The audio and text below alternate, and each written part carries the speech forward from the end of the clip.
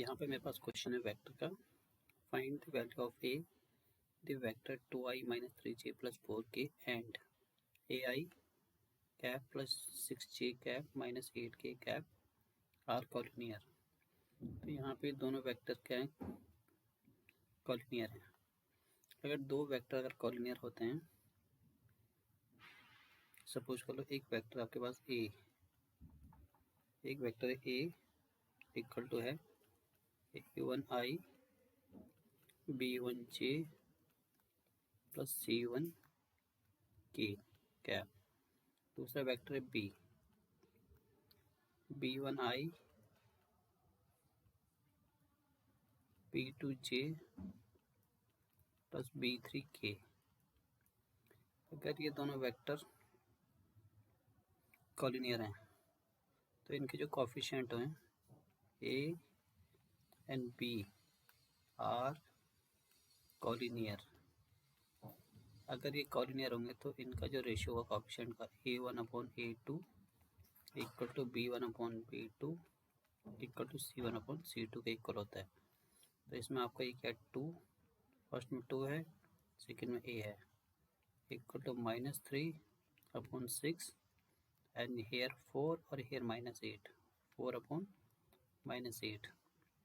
ये इक्वल होते हैं तो मैं एक काम करता हूँ, ये फर्स्ट हो जाएगा, ये सेकंड और ये थर्ड टर्म है, तो इन दोनों को इक्वल ले लेते हैं, फर्स्ट एंड सेकंड लेते हैं हम।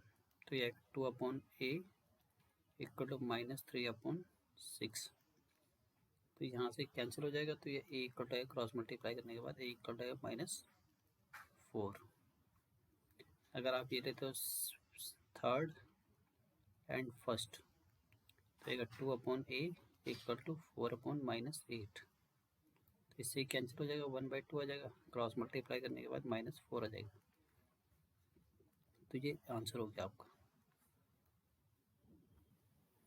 यहाँ पर बस क्वेश्चन क्या है, फाइंड द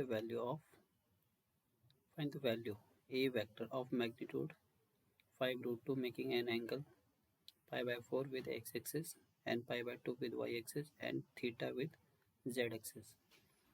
तो यहाँ पे हमारे पास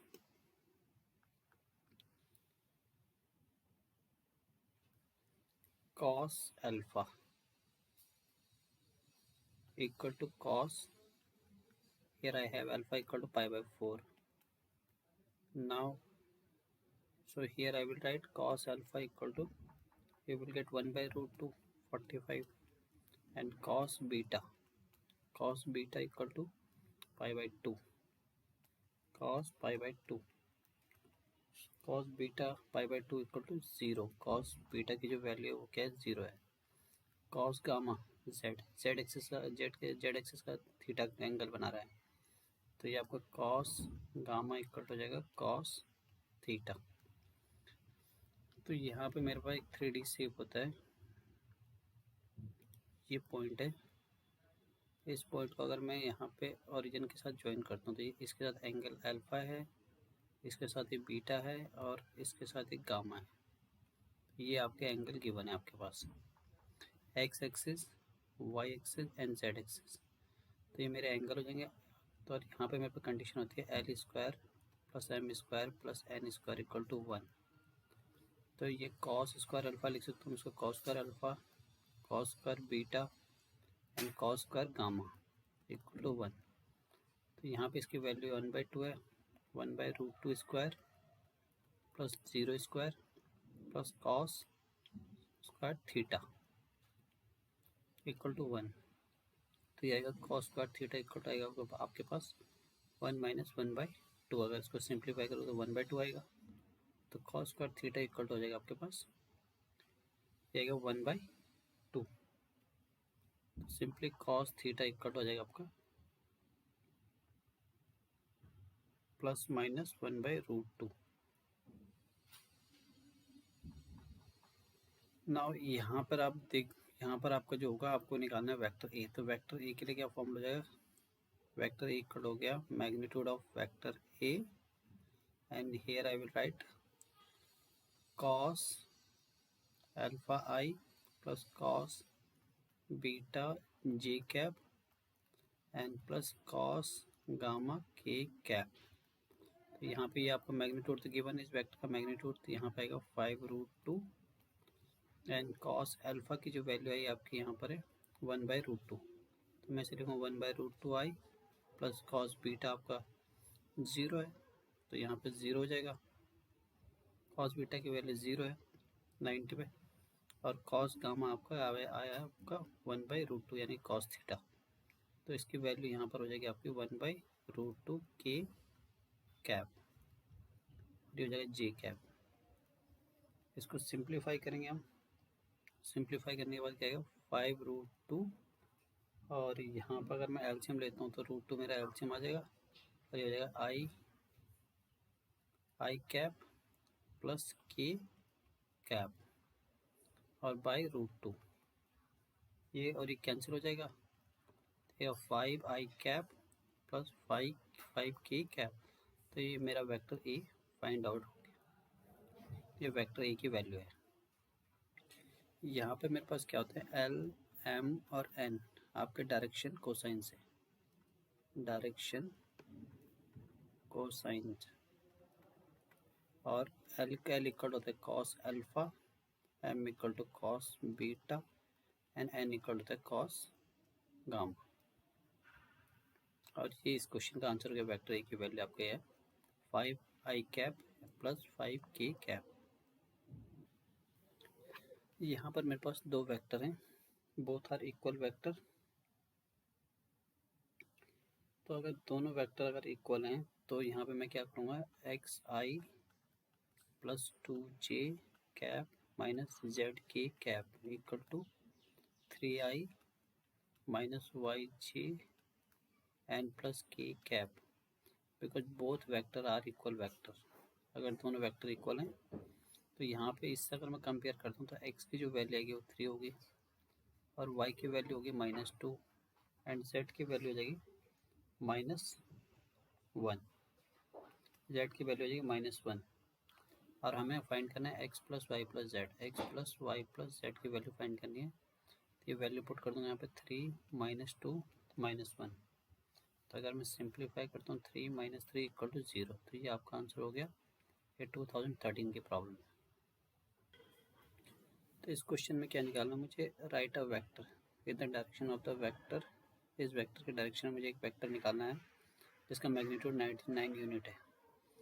तो मुझे सबसे पहले एक यूनिट वेक्टर फाइंड करना पड़ेगा। तो यूनिट वेक्टर का फॉर्मूला क्या होता है, यूनिट वेक्टर का होता है ए वेक्टर अपॉन मैग्नीट्यूड ऑफ ए। तो ये आएगा आपके पास i - 2j प्लस 2k, और इसका मैग्नीट्यूड हो गया इनके कोफिशिएंट का स्क्वायर 1 + 4 + 4। तो ये आएगा i - 2j plus 2k upon 9 square root of 9 3 आएगा। तो ये आएगा i - 2j plus 2k upon 3। अब हमें ये इसका जो मैग्नीट्यूड है वो 9 यूनिट, ये तो 1 यूनिट, ये तो यूनिट वेक्टर के लिए। अब इसका मैग्नीट्यूड 9 होना चाहिए, इसका 1 है मैग्नीट्यूड। अब मैग्नीट्यूड 9 होना चाहिए, तो क्या करेंगे हम इसमें डायरेक्ट 9 के मल्टीप्लाई करेंगे, एक वेक्टर फाइंड करना है तो इसमें 9 होना चाहिए मैग्नीट्यूड और unit vector A vector equal तो 9, और इसकी जो वैल्यू है यहाँ पुट कर देंगे हम i - 2j plus 2k divide by 3, तो ये कैंसिल हो जाएगा इससे, 3 3 9, तो ये आएगा 3i - 6j N plus 6k।